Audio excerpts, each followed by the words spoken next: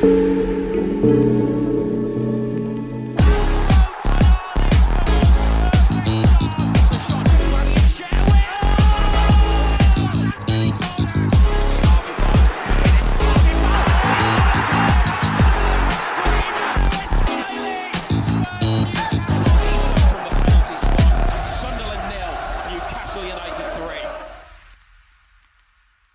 everyone, back to Evermore YouTube channel. It's Chris back with the Aftermath. This is the show that we do when the dust has settled from the post-match analysis of Newcastle United's last game, which was a 3-1 victory at home against Bromley in the FA Cup third round. We're through to the next round. We've got Birmingham City away, which will be a tougher challenge than Bromley. Credit to Bromley, I think they did really well when it came up to St James's Park. They had a game plan, went in front.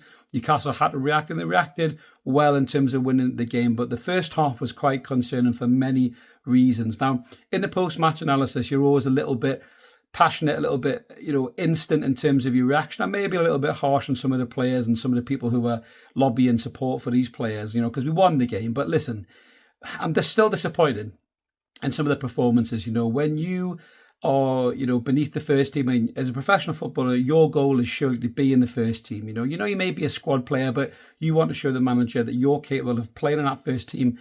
Give them something to think about. We didn't see that from a lot of senior players in that game. They looked like they couldn't be bothered. They were, just kind of jogging around the pitch, dragging their heels. Sean Longstaff's got over 200 appearances for this football club and has had brilliant moments for us, huge moments for us, scoring against PSG, scoring the 2 goals against the Carabao Cup final. But Sean was completely outshone by the 18-year-old boy next to him, who looks like he's grown into a man over the summer in the shape of Louis Miley. I've always been a big fan of this kid since he broke onto the scene, but wow, he just looked a fantastic player, accomplished, good on the ball, steady. I think I said in the post-match analysis, it's like 97% passing accuracy, over 130 touches, gets a goal, lovely through ball to Willis Sula, who again looked sharp, raw but sharp as well, give us something up front. But the likes of Longstaff, the likes of Almiron, Barnes in particular, had an opportunity to show Eddie Howe that they could be in the first team picture, didn't show it. I think Miggy probably knows he's gone, which is fair. But you got to put in a performance like that. He ran around all day, didn't do anything. This is a 64 cap Paraguayan international who's played in the Copa America against Messi. And he can't do it against a League Two player. I'm sorry. I've seen a lot of people making excuses, we've rotated the squad and these lads don't have that same cohesion together as a team. And there is mitigations for that, a little bit of validation for that. But come on, guys.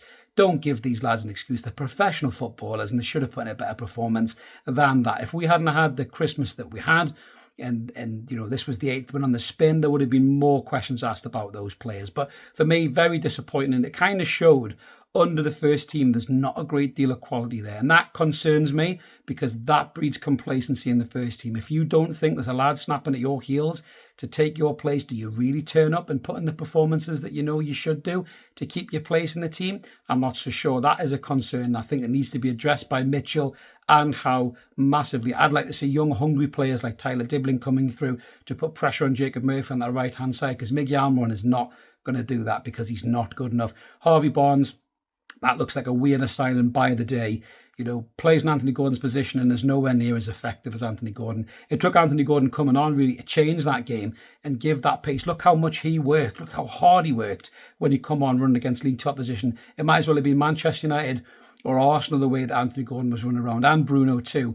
And that's the levels of player we're talking about. That's the difference in quality and professional pride that you didn't see from the likes of Longstaff, Almiron and Barnes. You did see it from Louis Miley, who looked absolutely brilliant. We'll be waxing lyrically about Louis Miley and what's going on, so make sure you tune in for that 9:30 tonight with me and Mark. Willis Sula was another bright spark. He grafted hard, held the ball up well, ran the channels.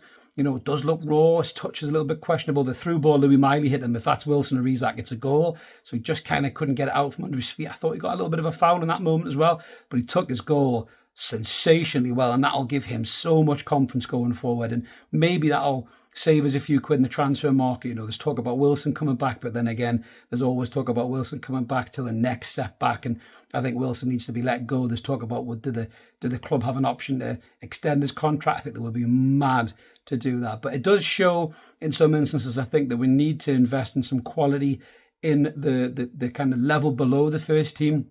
And there has to be competition for places, because that keeps good performances up and that stops complacency creeping in. But, you know, Matty Target looked good as well, as I said, you know, so there was some decent performers, some performers who were mediocre and some who were really disappointing. But Newcastle got the win.